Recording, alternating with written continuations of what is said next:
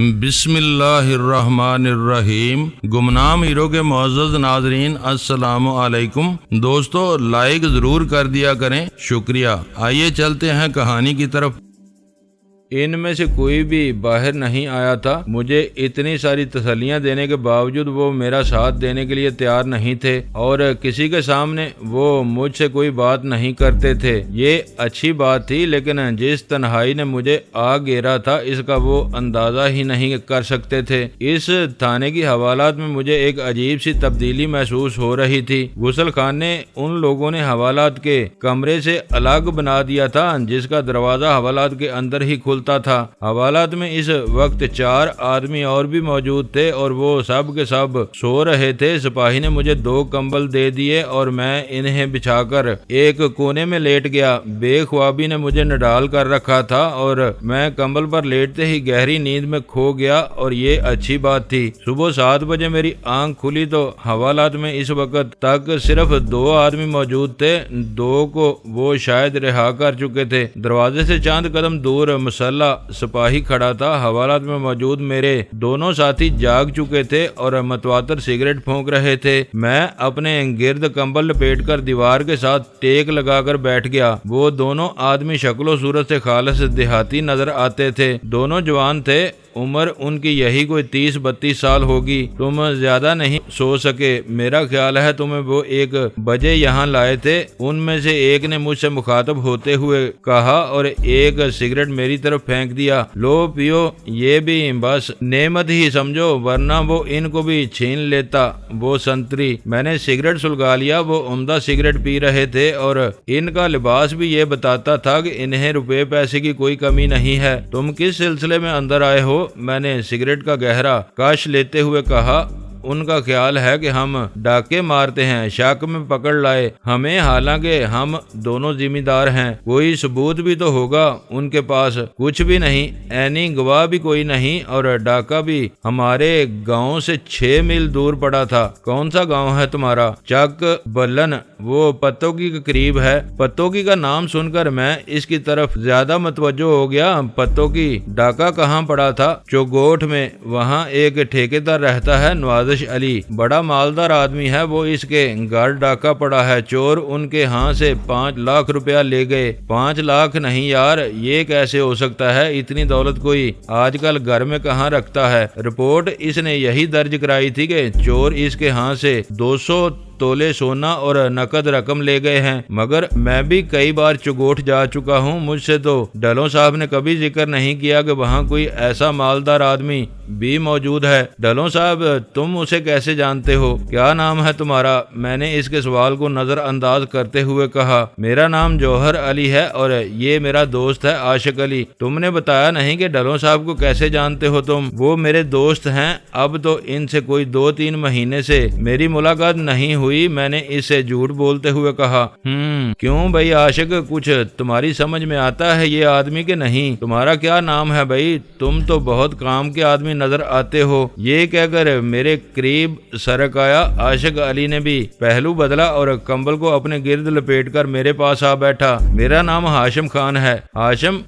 تو یہ بتا مجھے کہ ڈلوں صاحب سے تیری آخری ملاقات کب ہوئی تھی؟ کوئی 3 مہینے پہلے، مگر تم کیوں پوچھتے ہو؟ تجھے پتا ہے ان پر گولی چلی تھی؟ ہاں، کسی نے مجھے بتایا تھا۔ تجھے پتا ہے وہ ہسپتال میں بھی پہنچے تھے؟ ہاں، یہ تو مجھے بھی معلوم ہے۔ اب کہاں ہے وہ؟ اس کی مجھے کوئی خبر نہیں ہے۔ تم اس کو ملنا چاہتے ہو؟ ہاں بھائی، وہ تو چگوٹ میں ہی ہوں گے، میں جا کر خود مل لوں گا ان سے۔ نہیں میرے بادشاہ، یہی تجھے خبر نہیں ہے، یار لوگوں نے اسے انڈیا پہنچا دیا ہے اور اب وہ امرتسر جیل میں پڑا ہے، لاوارث یتیم بے سہارا ہو کر۔ امرتسر جیل میں؟ مگر وہ کس لیے؟ اس پر بغیر پاسپورٹ اور ویزے کے انڈیا میں داخل ہونے کا الزام ہے اور اسمگلنگ کا کام بھی، مگر وہ اپنی مرضی سے تو نہیں گئے ہوں گے وہاں۔ یہی تو بات ہے میرے بادشاہ، شاستری سے میں خود مال لیتا رہا ہوں، وہ چاندی اور سونے کی اسمگلنگ کرتا ہے، اسی کے ذریعے کسی نے ڈھلوں صاحب کو انڈیا پہنچا دیا۔ پتہ مجھے اس شاستری نے کسی کا نہیں بتایا، مگر ڈھلوں صاحب کو میں نے خود اس کے ٹرک میں لیٹے دیکھا تھا۔ پتہ نہیں بارڈر کیسے پار کر جاتا ہے وہ شاستری۔ میں نے کہا اچھا ہے علاقے کی اس مصیبت کو انڈیا میں ڈال دو۔ ڈھلوں سے میں بھی خوش نہیں تھا، ورنہ شاید میں اس رات اسے بچا لیتا۔ یہ سب کچھ ہوا کیسے، اس کی بھی مجھے کوئی خبر نہیں ہے۔ شاستری سے میں اس دن کے بعد نہیں ملا، ویسے وہ ہر ہفتے پاکستان آتا ہے۔ ہم خلاص پور میں اس سے ملتے تھے، مگر اب ہم خود حوالات میں آ پڑے ہیں، اب کیا ہو سکتا ہے۔ خلاص پور ہوں، کبھی تم بدری سے ملے ہو؟ نہیں، وہ شاید ڈھلوں صاحب کا کوئی ملازم ہے نا؟ ہاں، وہ پہلے کہاں کام کرتا تھا؟ اس کے بارے میں مجھے کچھ علم نہیں ہے، یوں ہی میں نے اس کا نام سن رکھا ہے۔ جوہر علی نے مجھے خلاص پور کا نام بتا کر ایک نئے محکم سے میں ڈال دیا تھا۔ میں شاستری سے ہر حال میں ملنا چاہتا تھا۔ شاستری کا حلیہ بتا سکتے ہو مجھے؟ وہ اونچا لمبا جوان ہے، گورا رنگ، سر اس نے منڈا رکھا ہے اور اس کے بائیں گال پر یہاں ایک پیسہ بھر چوڑا تل ہے۔ مگر تم کیوں پوچھتے ہو؟ اس نے میرے اس تجسس پر حیرت ظاہر کی۔ کچھ نہیں، بس ایسے ہی، میں دراصل خود شاستری سے ملنا چاہتا تھا۔ میرا دھندا بھی یہی ہے، مگر میں افیون چرس کا کاروبار کرتا ہوں۔ اچھا یہ بات ہے تو پھر میرے بادشاہ ہم سے بات کرو، ادھر سے تو ہم ضمانت پر رہا ہو ہی جائیں گے۔ 2-4 دن کی بات ہے۔ کہاں سے مال لاتے ہو تم؟ میں قبائلی علاقے سے مال لاتا ہوں، مگر اب یہاں پولیس نے دباؤ بڑھا دیا ہے، گاہک بہت محتاط ہو گیا ہے، تو پھر چک بلین آ جاؤ، میں ٹھیک 10 دن بعد تمہیں مل جاؤں گا۔ یہ ڈاکٹر شاکا کی بات بالکل بکواس ہے۔ ٹھیک ہے، میں آ جاؤں گا، میرا معاملہ بھی 2-4 روز میں ختم ہو جائے گا۔ تو پھر اور کیا چاہیے میرے بادشاہ؟ ہم کس کے لیے بیٹھے ہیں وہاں؟ لو، میں ذرا منہ ہاتھ دھو لوں، ان سالوں نے یہ انتظام کیا ہے، ورنہ حوالات میں بیٹھنا مشکل ہوتا تھا۔ غسل خانہ تو صاف ستھرا بنا دیا ہے۔ یہ کہہ کر وہ غسل خانے میں جا گھسا۔ کوئی آدھے گھنٹے بعد ہم سب نے منہ ہاتھ دھو لیے تو پہرے پر کھڑے سپاہی نے ہمیں پانی جیسی پتلی چائے اور 2 سڑے بسکٹ لا کر دے دیے۔ جوہر علی خون کے گھونٹ پی کر رہ گیا، مجھ سے بھی وہ برداشت نہیں ہوتا تھا، مگر چائے میں چینی وافر مقدار میں تھی۔ بسکٹ رکھ کر ہم نے چائے پر ہی اکتفا کیا اور پھر سگریٹ سلگا کر بیٹھ گئے۔ جوہر علی سے مجھے اس روز بہت سی کام کی باتیں معلوم ہوئیں، پر ان لوگوں کا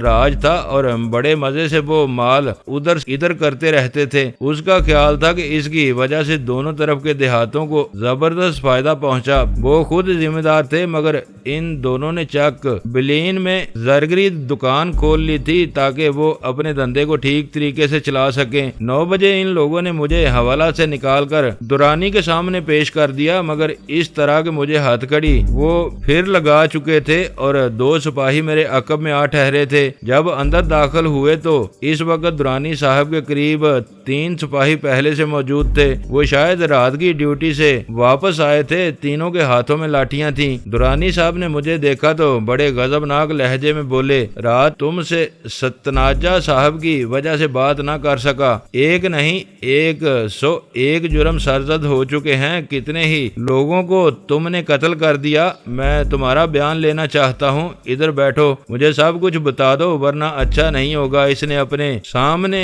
ٹیبل پر بہت سے کاغذ اکٹھے کر رکھے تھے اور پینسلیں بھی اس کے ساتھ رکھی تھیں۔ میں نے کوئی جرم نہیں کیا ہے درانی صاحب، وہ غلام جلانی ہوگا، میں تو بندہ پرور بہت ہی غریب آدمی ہوں۔ یہ کہہ کر میں اس کے سامنے ہی کرسی پر ڈٹ کر بیٹھ گیا، مگر ابھی بیٹھا ہی تھا کہ درانی نے تالی بجائی، جس کے ساتھ ہی کمرے میں موجود 5 سپاہی پاگلوں کی طرح مجھ پر پل پڑے۔ وہ لاٹیاں اٹھا چکے تھے اور دروازے ان لوگوں نے اندر سے بند کر لیے تھے۔ وہ لاٹیاں میرے کندھوں پر لگی تو میں الٹ کر ان کے درمیان جا ٹھہرا۔ وہ مجھے نرگے میں لے کر مار رہے تھے اور میری کوشش یہ تھی کہ کسی نہ کسی طرح سر کی چوٹ سے بچ جاؤں۔ وہ 5 لوگ تھے، ایک دم مجھ پر آ چڑھے تھے۔ میرا خیال ہے کہ وہ ولی احمد کا انتقام مجھ سے لے رہے تھے۔ کاش میرے ہاتھ بندھے ہوئے نہ ہوتے۔ میں نے اپنا سر بچاتے ہوئے ان کی ضربوں کا مقابلہ جسم پر کیا اور پھر میں غصے سے پاگل ہو گیا۔ 2 آدمیوں کے قریب ہو ہو گیا اور جاتے ہی میں نے ان میں سے ایک کو پاؤں کی ٹھوکر ماری اور دوسرے کے ہاتھ سے لاٹھی چھین لی۔ ہاتھوں میں ہاتھ کڑی کے باوجود میں نے گھوم کر انہیں لاٹھی کی زد میں لے لیا، مگر وہ بہت منجے ہوئے لاٹھ باز تھے، میرے سامنے فوراً ہی پھیل گئے۔ چند لمحوں کے لیے تو میں سمجھا کہ میں ان کی ضربوں سے محفوظ ہو گیا ہوں۔ جس آدمی سے میں نے لاٹھی چھینی تھی اس کی کان پٹی پر میں نے ایک ضرب لگائی تو وہ الٹ کر درانی کی کرسی کے پاس جا گرا۔ اب میرے سامنے صرف 4 آدمی تھے اور میرے ہاتھ بندھے ہوئے تھے۔ ایک بار پھر ان لوگوں نے میرے گرد اپنا گھیرا تنگ کر لیا۔ وہ مجھے شاید جان سے مار دینا چاہتے تھے۔ انڈیا ان کا یہی معلوم ہوتا تھا۔ اچانک ایک زوردار لاٹھی میرے ٹخنے پر لگی تو میں الٹ کر نیچے جا گرا۔ وہ چوٹ ایسی تھی کہ مجھ سے اپنا توازن برقرار نہ رکھا جا سکا تھا۔ میں جیسے ہی نیچے گرا 4 لاٹھیاں بیک وقت میرے جسم پر یوں لگیں جیسے وہ روئی دھن رہے ہیں۔ وہ مجھ سے ذرا بھر رعایت برتنے پر آمادہ نہیں تھے۔ ولی احمد اس کے سپاہیوں کا انتقام لینے کے لیے ہی درانی نے مجھے اندر بلایا تھا اور انہیں معلوم ہو چکا تھا کہ مجھ سے وہ صرف ایک خاص فاصلے پر رہ کر بات کریں گے تو جو چاہیں گے منوا لیں گے، مگر میرے سامنے نہ ماننے کا تو سوال ہی پیدا نہ ہوتا تھا۔ وہ مجھے پوری طرح بچھا چکے تھے اور میرے ہاتھ کڑی نے جکڑ رکھے تھے۔ اب تک تو میں نے اپنا سر ان سے پوری طرح بچا رکھا تھا۔ ساری ضربیں میں اپنی باہوں پر سہ رہا تھا، مگر جب میرے بازو شیل ہو گئے تو میرا سر ان کے سامنے جھک گیا۔ یوں جھک گیا کہ لاٹھی کی 2 ہی ضربوں سے میرے حواس میرا ساتھ چھوڑ گئے اور میں بے سود ہو کر رہ گیا۔ میرے منہ سے اس وقت تک خون بہنے لگا تھا۔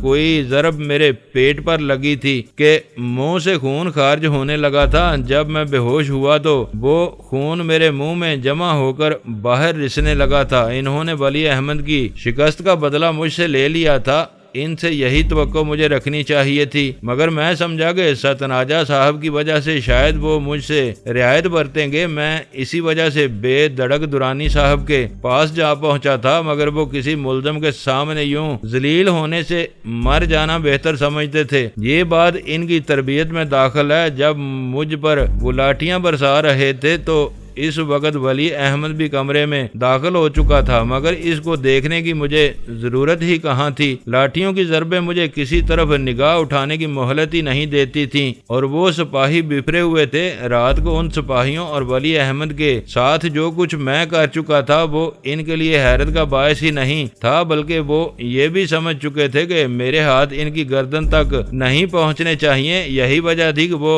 مجھے فاصلے پر رکھ کر مار رہے تھے اور درانی کا پستول اس کے ہاتھ تلے رکھا تھا۔ مجھے نہیں معلوم کہ میں کتنی دیر تک بے ہوش رہا اور پھر کب اور کیسے ہوش میں آیا۔ میرے حواس جب بیدار ہوئے تو میں ایک چھوٹی سی 8 فٹ لمبی کوٹھڑی میں پڑا تھا، اس حال میں کہ ان لوگوں نے میرے دونوں ہاتھ میری کمر پر باندھ رکھے تھے اور میرے پاؤں میں بھی ایک زنجیر تھی، ایسی زنجیر کہ جس نے میرے دونوں زانوں بھی جکڑ رکھے تھے۔ کمرہ بالکل ویران تھا، استعمال کی کوئی شے وہاں موجود نہیں تھی۔ میرے نیچے برہنہ فرش تھا اور چھت بہت اونچی تھی۔ مجھے ہوش آیا تو میں نے بڑی مشکلوں سے خود کو کھڑا کیا، مگر میرا جسم میرا ساتھ نہیں دیتا تھا۔ دیوار سے ٹیک لگا کر میں اٹھا تو صحیح، مگر میرا جوڑ دکھ رہا تھا۔ ان لوگوں نے واقعی مجھے ایسی گجی مار دی تھی کہ زخم کا نشان کہیں بھی موجود نہیں تھا، مگر میرا ہر حصہ اندر سے زخمی تھا۔ پتہ نہیں میرے منہ سے خون کہاں تک بہتا رہا تھا، مگر اب میری زبان پترا ہو رہی تھی، تھوک نکلنا بھی مشکل نظر آتا تھا۔ ٹخنا میرا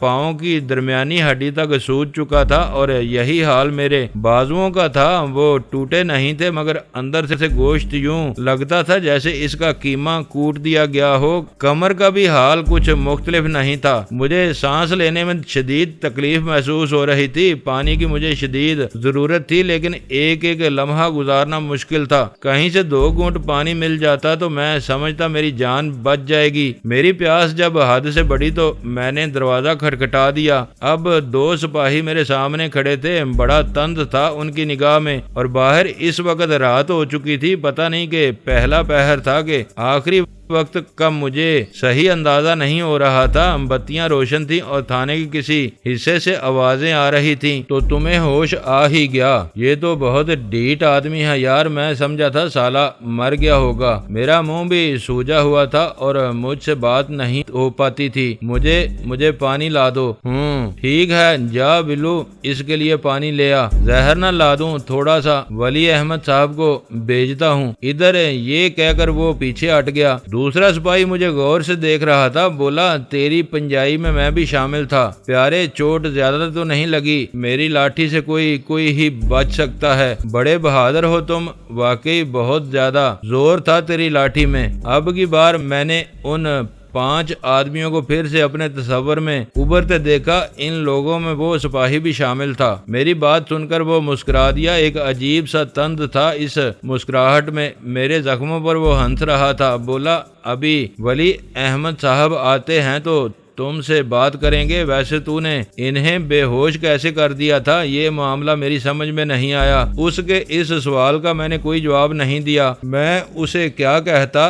میرے ہاتھ فارغ ہوتے تو شاید میں اس کا گلا ہی دبا دیتا۔ انتقام کی آگ نے مجھے پاگل کر دیا تھا، مگر میں کچھ بھی نہیں کر سکتا تھا۔ ابھی تو مجھے پتا نہیں کتنے دن ان کی چارپائی پر رہنا ہوگا۔ بلو ایک جگ میں پانی لے آیا، گلاس بھر کر اس نے مجھے دیا تو میری آنکھوں سے آنسو بہہ نکلے۔ وہ کچے دودھ ایسا شہد آگ ہی پانی میں نے ہونٹوں سے لگا لیا اور ایک ہی گھونٹ میں پورا گلاس پی گیا۔ ایک گلاس میں نے اس سے اور مانگا تو اس نے جگ ہی میرے حوالے کر دیا۔ میرا خیال ہے کہ میں نے سارا ہی جگ خالی کر دیا تھا۔ جب میں نے اسے واپس کیا تو اس میں صرف چند قطرے ہی باقی رہ گئے تھے۔ پانی پی کر میری جان میں جان آئی۔ پتہ نہیں وہ پانی میرے کس زخم کو سیراب کر گیا تھا۔ بتایا نہیں تم نے کہ ولی احمد صاحب بے ہوش کیسے ہو گئے تھے؟ یہ تو انہی کو معلوم ہوگا میرے بھائی، میں انہیں کیسے بے ہوش کر سکتا ہوں؟ میں نے دیوار کے ساتھ اپنا سر ٹکا دیا، مجھ سے اپنا بدن سنبھالا نہیں جا رہا تھا۔ علی احمد دروازے میں آ ٹھہرا، مجھ پر اس کی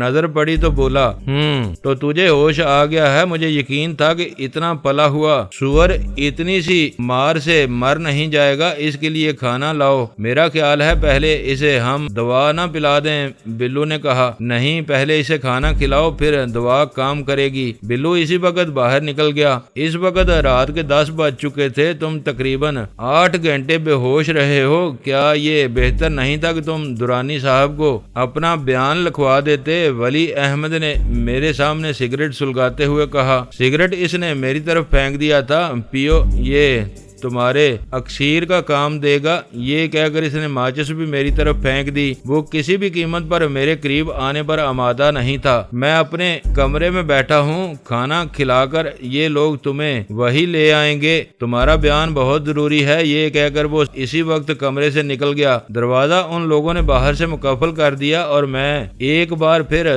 تنہا ہو کر رہ گیا۔ میں مکمل طور پر ان کے رحم و کرم پر جا پڑا تھا۔ ان کے چنگل سے نکل جانے کی کوئی صورت نظر نہیں آتی تھی۔ تھانے کے اس اذیت ناک تجربے سے میں نے لوگوں کو گزرتے دیکھا تھا، وہ ان کے ہاتھ آ کر چرمر ہو جاتے تھے، ان کی انا ہی ختم ہو جاتی تھی۔ ان کے لوگ ان سے جو چاہتے تھے لکھوا لیتے تھے، وہاں کوئی کسی کا نہیں تھا، ہر شے انہی کے اختیار میں تھی۔ کسی قسم کی قانونی موشگافی وہاں کام نہیں دیتی تھی۔ تھانے کے اندر معمولی سا سپاہی بھی بے انتہا اختیارات رکھتا تھا۔ یہی وجہ تھی کہ وہ لوگ ہی وہاں سے بچ سکتے تھے جو اپنی سفارش لاتے تھے، مگر میری سفارش ساقط ہو گئی تھی۔ ستناجہ صاحب انہیں خدا جانے کیا کچھ کہہ گئے تھے اور بڑے صاحب کا وہ ذکر کرتا تھا۔ اس نے پتہ نہیں کس مقصد کے لیے میری کھلی ہتھکڑی پھر مجھے پہنا دی تھی، ورنہ میں رات ہی وہاں سے رہا ہو گیا ہوتا۔ کوئی آدھا گھنٹہ بعد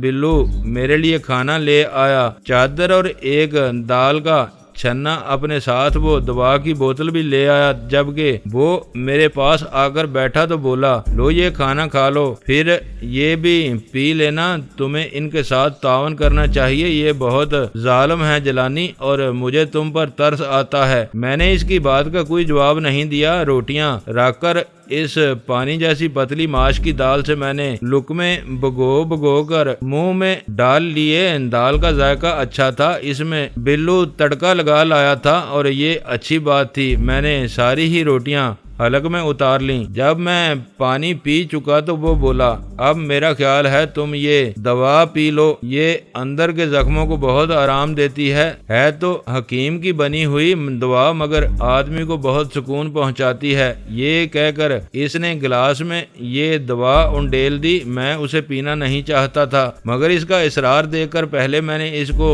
زبان پر رکھ کر چکھا۔ دوا میٹھی تھی، میں ڈرا کہ کہیں وہ لوگ مجھے زہر ہی نہ پلا رہے ہوں۔ دوا میں نے پھر سامنے رکھ دی۔ بلو میری ہچکچاہٹ کا مطلب سمجھ گیا، اس نے ایک گھونٹ دوا خود پی لی، بولا اطمینان رکھو یہ زہر نہیں ہے، اسے پی لو، تمہاری بہتری کے لیے لایا ہوں، ابھی پتہ نہیں تمہیں کتنے مرحلوں سے گزرنا ہوگا۔ کیا مطلب ہے تمہارا؟ وہ مجھے پھر ماریں گے؟ میں کچھ کہہ نہیں سکتا، ولی احمد کا غصہ ابھی تک نہیں ڈلا ہے، سچ وہ پھر تم سے بیان لینے کی کوشش کریں گے، جھوٹ سچ جو کچھ بھی ہے ان کو بتا دو، پھانسی کی سزا تو تمہیں پہلے ہی ہو چکی ہے، پھر مرنے سے پہلے کیوں اپنی جان گنواتے ہو؟ تم ٹھیک کہتے ہو، میں یہی کروں گا، صبح میں اپنا بیان لکھوا دوں گا۔ یہ کہہ کر میں نے دوا پی لی۔ حیرت انگیز بات یہ ہوئی کہ دوا پیتے ہی مجھے نیند آنے لگی اور میں کوشش کے باوجود بلو کے سامنے ہی آنکھیں بند کر کے لیٹ گیا، حالانکہ میں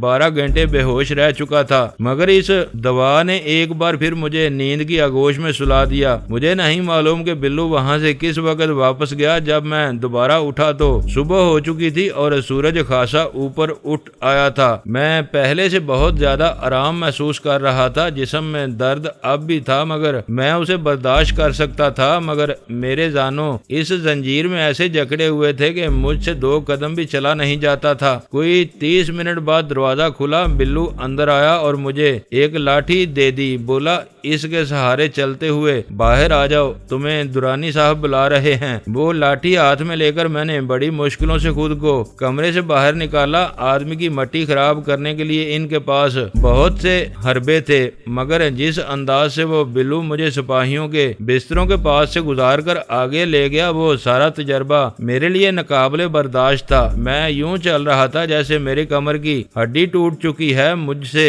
اپنا بوجھ سنبھالنا مشکل ہو رہا تھا، مگر پھر بھی میں لاٹھی پر اپنا وزن ڈالتے ہوئے دوسرے کمرے سے نکلا تو میں سمجھا وہ مجھے وہاں سے ایسا داغ لگا کر باہر نکالیں گے کہ میں اسے کبھی نہ مٹا سکوں گا۔ اگلا کمرہ درانی صاحب کا تھا، وہ کمرے کے ایک کونے میں میز کے سامنے بیٹھے تھے اور ولی احمد بھی ان کے پاس بیٹھا تھا۔ انہیں سلام کرو جیلانی، یہ بہت ضروری ہے، بلو نے سرگوشی کی۔ وہ میرے قریب ہی کھڑا تھا مگر میں نے اس کی بات پر دھیان نہیں دیا۔ وہ مجھے ذلت کی آخری دہلیز چھو لینے کا حکم دے رہا تھا، مگر میں انہیں کیسے سلام کرتا؟ میرا سر کٹ سکتا تھا مگر جھک نہیں سکتا تھا۔ میرے وجود میں ان دونوں کے لیے نفرت کا سیلاب آیا ہوا تھا۔ وہ دونوں میز کے گرد یوں اکڑ کر بیٹھے تھے جیسے ساری دنیا کا نظام انہی کے ہاتھ میں ہو۔ ان کے وہ سرخ و سفید چہرے مجھے ایک ایسے عذاب کا پتہ دیتے تھے جو ایک دن اس تھانے کو بھی اپنے ساتھ بہا لے جائے گا۔ وہ عذاب ان کا منتظر تھا،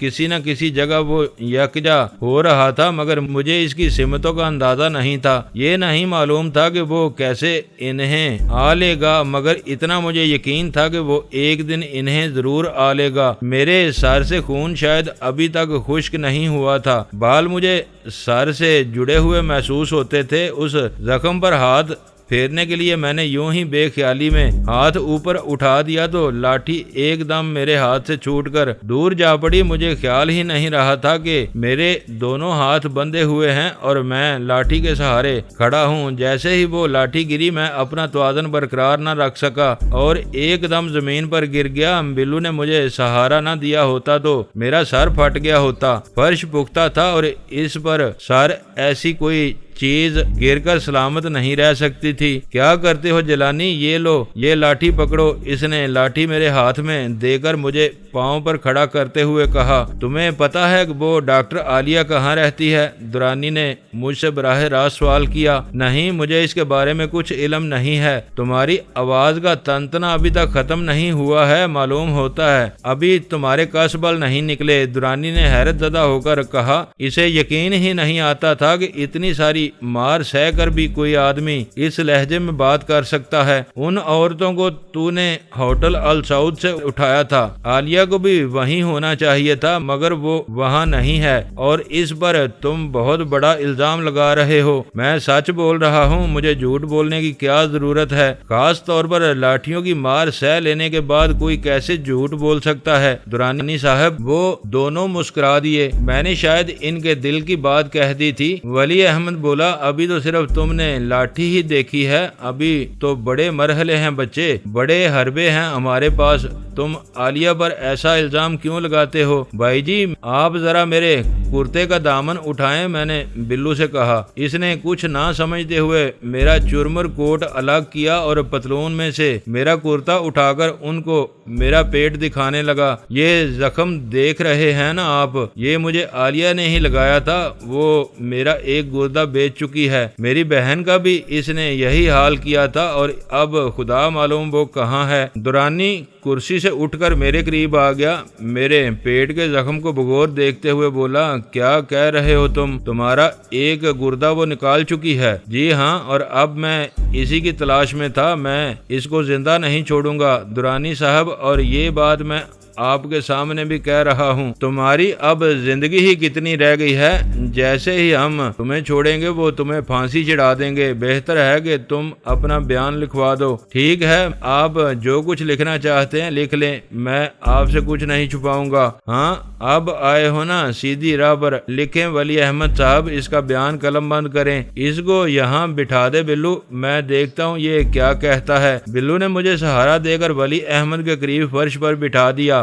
اس طرح میری ٹانگیں پھیل گئی تھیں اور دیوار کی ٹیک مجھے سہارا دیتی تھی۔ درانی نے ایک سگریٹ سلگا کر میرے حوالے کر دیا، بولا، اس سے تمہیں بولنے میں آسانی رہے گی۔ میں نے انتہائی مختصر الفاظ میں اپنی اور اپنی بہن کی بپتا انہیں بتا دی۔ کسی جگہ بھی میں نے کسی آدمی کے قتل کی ذمہ داری اپنے اوپر نہیں لی، بلکہ پولیس مقابلوں کا میں نے ذکر ہی نہیں کیا۔ اسی طرح قندیار کا واقعہ اور کراچی میں پیش آمدہ حالات بھی میں نے ان سے چھپا لیے۔ اپنی فرد جرم تو میں نے کم سے کم الفاظ میں ان کے گوش گزار کر دی۔ ولی احمد بڑی خاموشی سے وہ سب کچھ لکھتا رہا۔ بہت سے واقعات کا اسے بھی علم تھا، مگر اس نے مجھے ٹوکا نہیں۔ جب میں خاموش ہوا تو ولی احمد بولا، آدمی تم بہت ہوشیار ہو جیلانی، مگر بات صرف اتنی نہیں ہے، تم ہی وہ آدمی ہو نا جس نے ٹیکسی میں رات کے وقت ہمارے 4 آدمی زخمی کر دیے تھے، ان میں سے ایک اسپتال میں مر گیا تھا۔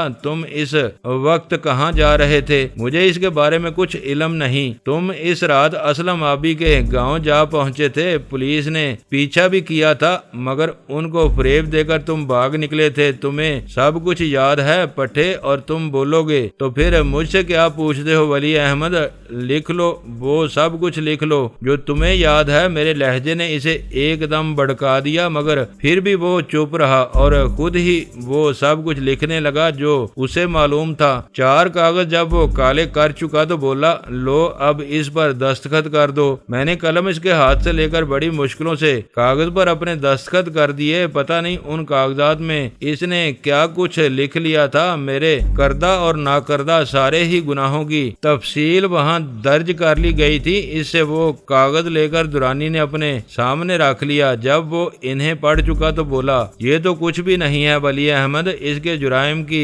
فہرست تو بہت طویل ہے، مگر خیر، میں کل اس سے بات کروں گا۔ اس کو دوا پلا کر اسی کمرے میں ڈال دو، بلو لے جا اس کو۔ اس نے مجھے گندی سی گالی دیتے ہوئے پرے ہٹا دیا۔ میز پر میرا ہاتھ اس وقت پھیل ہی رہا تھا، میں درانی کے منہ سے گالی برداشت ہی نہیں کر سکتا تھا۔ میرے چہرے کے صفاق نقوش اسے پاگل کر گئے تھے۔ اس نے تڑاک سے الٹے ہاتھ کو ایک تھپڑ میرے منہ پر دے مارا اور مجھے نہایت ہی غلیظ گالیاں دیتے ہوئے بولا، تیرا میں اب کل بندوبست کروں گا۔ तुझे हम मजिस्ट्रेट के सामने भी पेश नहीं करेंगे, इधर हम तेरा कचूमर निकाल देंगे। कुत्ते, तू समझता क्या है खुद को? तेरे जैसे एक से एक जलील आदमी को हमने सीधा कर दिया है। इसकी आवाज गूंजने लगा था। मुझे जब बिल्लू ने उठाया तो मैं एकदम दुरानी के ऊपर जा गिरा। इसकी गर्दन में मेरे दोनों हाथ बहुत गहरे खुब गए थे। एक ही लहजे में वो बेजान हो गया। कुर्सी इस के वजूद से डोलने लगी थी। दोनों हाथ और इसका सर कुर्सी से बाहर निकल गए थे। इसकी ये हालत देखकर वली अहमद ने फौरन ही मुझे धक्का देकर पीछे गिरा दिया। मैं फर्श पर जा लगा तो इसने बैद निकाल लिया। बोला, बदमाश कुत्ते के बच्चे, तू अब भी बाज नहीं आता। ये कहकर इसने तड़ाक पड़ाक कई बैद मेरे जिस्म पर मार दे। वो बैद इतने सख्त थे कि मेरी खाल उधड़ कर रह गई। वो बेहद गजबनाक हो चुका था। मैं नडाल होने लगा तो इसने दुरानी को फौरन ही कुर्सी पर से उठाकर फर्श पर डाल दिया। इसकी समझ में नहीं आता था कि वो क्या करे। फौरन ही वो दरवाजा खोलकर बाहर निकल गया। चंद ही लम्हों बाद वहाँ राशिदी साहब और कई सिपाही जमा हो गए। एक सिपाही के हाथ में पानी का जग था। वो इसने दुरानी के मुंह पर डाल दिया, मगर मैंने कुछ इस तरह दुरानी का झटका कर दिया था कि मुझे उम्मीद नहीं थी कि वो बच जाएगा। दो सिपाही इसके हाथ पांव मलने लगे।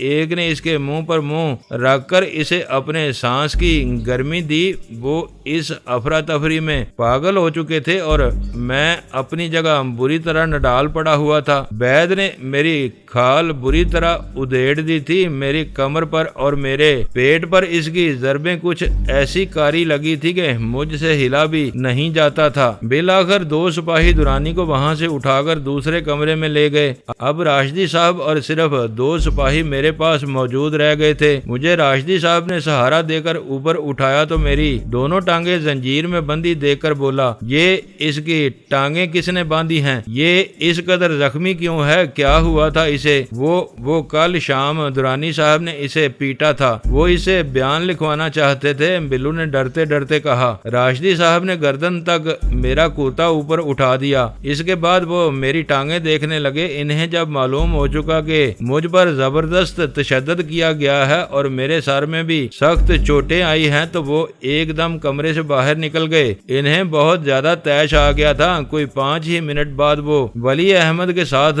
मेरे कमरे में आ गए। बोले, इसे क्या हुआ था? वली अहमद, ये इस कदर जख्मी क्यों है? मैं दरअसल इससे बयान लिखवाना चाहता था। दुरानी साहब के सामने जब इसे पेश किया गया तो ये बदमाशी दिखाने लगा। और तुम्हें पता है कि ये शख्स मेरी जिम्मेदारी है। मैं सतनाजा साहब को क्या जवाब दूंगा? इस वक्त तक हम इसे खत्म कर चुके होंगे राशिदी साहब। अब हमारी इससे जाती दुश्मनी बन गई है। इसने दुरानी साहब को भी मार देने की कोशिश की है। ये गर्दन दबाकर आदमी को हलाक कर देता है।